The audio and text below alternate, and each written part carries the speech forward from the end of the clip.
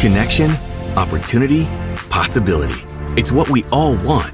Spectrum has built a world where anything is possible, with products and services designed to work better together for a seamless connectivity experience. A connection to family and friends, a connection to education, and a connection to new opportunities. So there's no limit to how big we can dream. That's Life Unlimited. That's Spectrum. Tech scams, identity thieves, data leaks. Hearing about these online threats every day can be stressful. But don't worry. McAfee Total Protection is here to help you live a worry-free life online. What does worry-free mean? Well, it means you won't have to wonder if that text message is a scam, if new threats will pop up on your PC, or if you're safe from identity theft. Visit McAfee.com/online protection today to get award-winning online protection for just $39.99 your first year. That's McAfee.com/online protection. Cancel anytime. Terms apply. Hey everyone, and welcome back for another deep dive. Yeah, welcome back. Today we're going to be tackling something I think a lot of us struggle with, and that is how to avoid job hunting mistakes. Yeah, we've all been there. We have.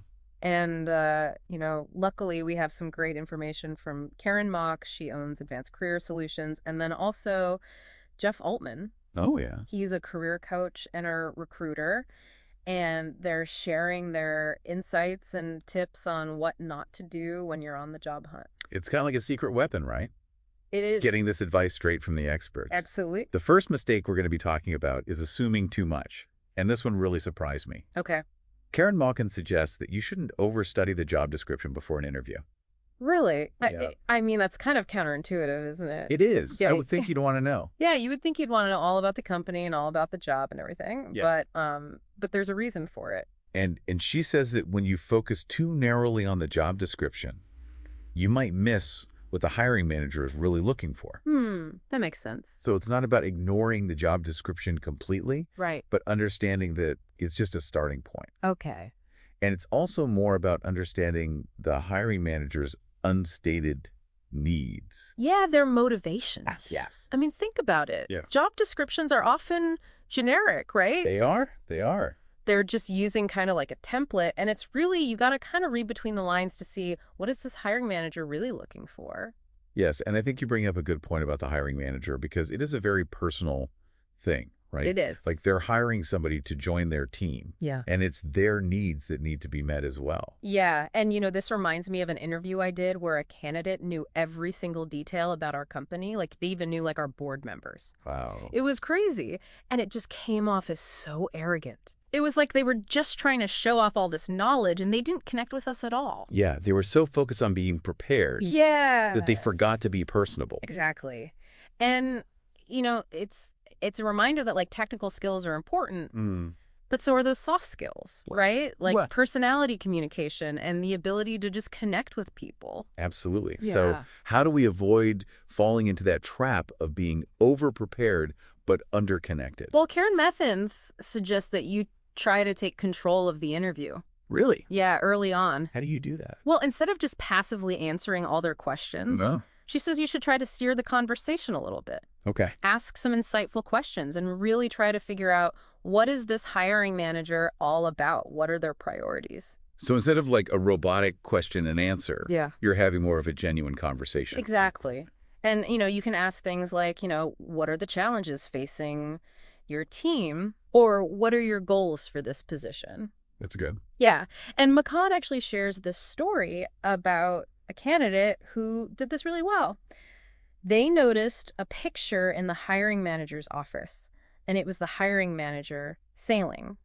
Okay. And instead of, launching into their qualifications, they were like, oh, I love sailing too. And that's how they started the conversation. So they took something personal that they observed and used that as a jumping off point. Exactly. And it really helped them to establish rapport and take control of that conversation in a more natural way. Yeah. It's so easy to get caught up in the nerves. Yeah. And forget that an interview is really just you connecting with another human. Absolutely. And that's really important. It is. And it kind of leads us into our next point about remembering the basics. Yeah. Like thank you notes. Oh, yeah. Which seem to be like a dying art. They are, but they shouldn't be. Right. I mean, a simple thank you note goes a long way. It does. It shows appreciation and it reinforces that you're interested. And Karen Machen has a rule of 3 that she suggests. Okay, what's that? You send a thank you card immediately after the interview. Okay. Then you follow up with an email within 48 hours. Got it. And then you make a phone call later that week. Wow. That's a good way to stay top of mind without being too much. It is. Sure. But of course, there's a balance, right? Okay. Because Machen also shared a story about this candidate who went overboard Oh, no. with a thank you gift. And it was like golf themed because they assumed that the hiring manager loved golf. Oh. But turns out they hated it. Oh, no. That's so awkward. I know. I mean, personalized gestures are great, Yes. but you really have to do your research. Yes, you do. Make sure you know what you're doing. Exactly. And you're not just assuming. Okay, so be thoughtful and genuine, and don't try to be flashy. Yeah. Now let's move on to a topic that could be a little bit sensitive. Okay. And that's about trusting recruiters blindly. Oh, yeah. This is a good one. This comes from both Machen and Altman. Yep. They have decades of experience in recruiting, so they've seen it all. They have. So how much should you actually tell a recruiter? Right, because you want to be open and transparent, Right. but you also want to kind of protect yourself. Yeah, you don't want to give away too much. Yeah. And Macan talks about the risk of being backdoored. Have you ever heard of that? Backdoored? No, what is that? So basically, it's when a recruiter might use your information Okay. to go around you and present another candidate. Really? Yeah, and they often do this because they're motivated by their commission. So they're not really looking out for you, they're looking out for themselves. Exactly. Okay. Wow. Yeah, and Altman actually shared this story about how he lost a significant amount of money early in his career because he was too trusting. Wow. So it just goes to show you got to be savvy, you got to protect yourself. So how do we strike that balance? Well, I think you just have to be upfront with recruiters. All right. Tell them, hey, I'm working with other agencies. Right. I value my confidentiality. Set some boundaries. Yeah, Be assertive about your needs. exactly. But keep it professional. Yes. You want to still have that good relationship with them. Okay, so it's a partnership, but you have to kind of protect yourself a little bit. Exactly. Okay. I think we have time for one more big mistake. All right. Before we move on to part 2, Hit me. let's talk about that question that we all dread. Which one? What is your weakness? Oh, yeah. Nobody likes that one. No. And both McKen and Altman have some good advice about how to handle it. Okay, because like the typical canned responses just don't work anymore. No, like I'm a perfectionist or Yeah. I work too hard. Like, who are you kidding? Everyone sees right through that. They do. Right. So instead of trying to, make a strength sound like a weakness, Right. just be honest. Oh, really? Yeah, but frame it in a positive way. Okay. So, tell them about an area where you're genuinely trying to improve, but also, highlight how that weakness could actually be a strength. So like a weakness, strength Yeah. combo. And, McKen gives a great example. She admitted that she's too passionate, Okay. sometimes talks too much and gets sidetracked, but she emphasized how her passion drives her to go above and beyond for her clients. Oh, so she spun that She did. into a positive. She did. I see. And, it shows self-awareness, honesty, and a willingness to learn. Absolutely. And it also shows authenticity, right? It does. Because trying to be someone you're not will always backfire. Always. And, authenticity builds trust, Yes. which is so important in any relationship, especially a professional one. Okay. That's a great place to stop. For now, we've covered some big mistakes We have. to avoid, but we'll be back with more in part 2. Definitely join us. Welcome back. So let's just jump right into some more common job hunting mistakes that both McCann and Altman highlighted. Okay. Fire away. So first up, we have inconsistent information. Okay. So that's like when you tell different stories in different interviews, or your resume doesn't match your LinkedIn profile. Oh, yeah. That's a good point. You got to make sure everything is consistent. Right. You want to present like a unified front. Exactly. And, it makes you seem more reliable. Yes, it does. Okay, so next we have unpreparedness. Okay. This could mean showing up for an interview without researching the company or practicing your answers. Oh, yeah. That's a big one. It is, and it shows that you're not really taking this seriously. Right. You're not invested. Exactly. Okay, Yep. so next up, inappropriate dress. This could mean being overdressed or underdressed. Oh, that's tricky. It is. You got to do your research and figure out what the company culture is like. So you need to kind of blend in. Yeah, you don't want to stick out like a sore thumb. Okay. Good advice. Now let's talk about failing to ask questions. Oh, yeah. It's so easy to just focus on answering their questions. It is, but you should also be asking questions. Great. It shows that you're engaged and interested. It makes you look smarter. It does. Okay, so moving on.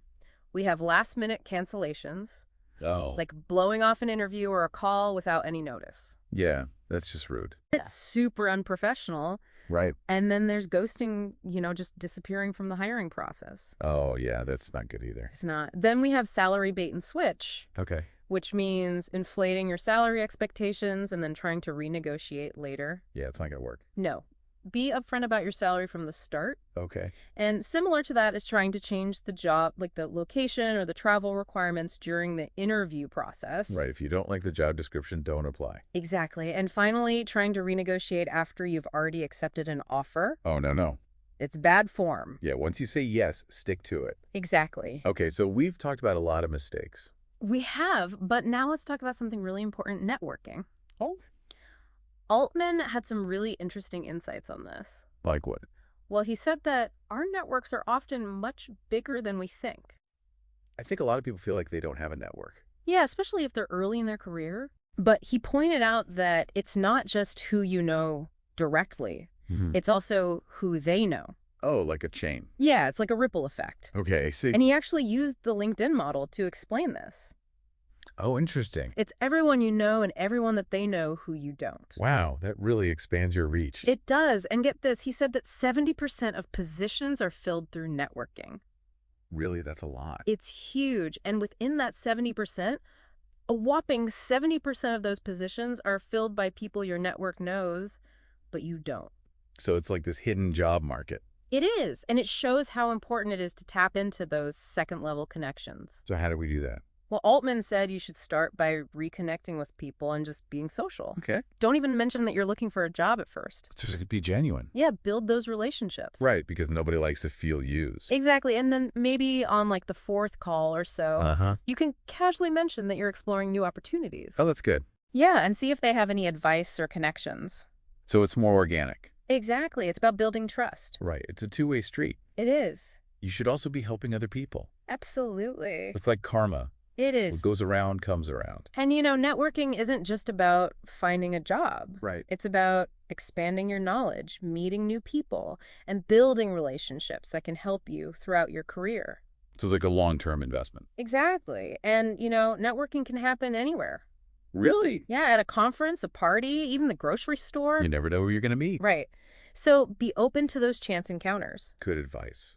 And if you're introverted or shy, there are still ways to network that feel comfortable for you. Okay. Join some online groups, attend industry events, or even just reach out to people on LinkedIn. So there are options for everyone. There are. And as you build your network, stay organized. Okay. Keep track of your contacts. Maybe use a spreadsheet or an app. Well, that's a good tip. It is. And remember, networking is an ongoing process. So don't just do it when you need something. Exactly. Make it a habit. Yeah. And it's about being a good friend, a valuable colleague, and a contributing member of your community. Those are all great qualities. They are. And they will help you in your job search and in life. Speaking of qualities that shine through, I know Altman also talked about personal branding. Yes, he did. And that's a perfect segue into our next topic. We'll be talking about the importance of crafting a strong personal brand and how it can impact your job search success in part 3 of this deep dive. Welcome back.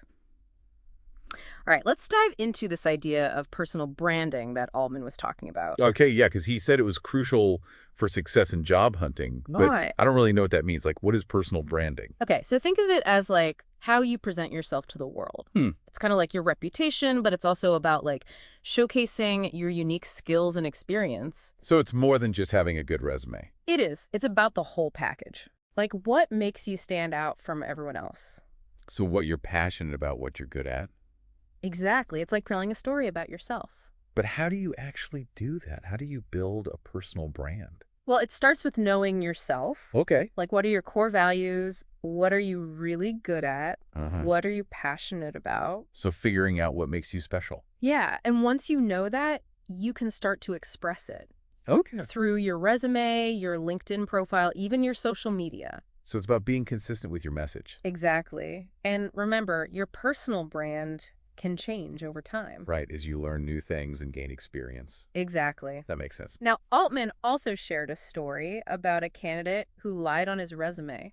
Oh, no. Yeah, and he ended up getting fired. Really? Yeah, because he couldn't actually do the job.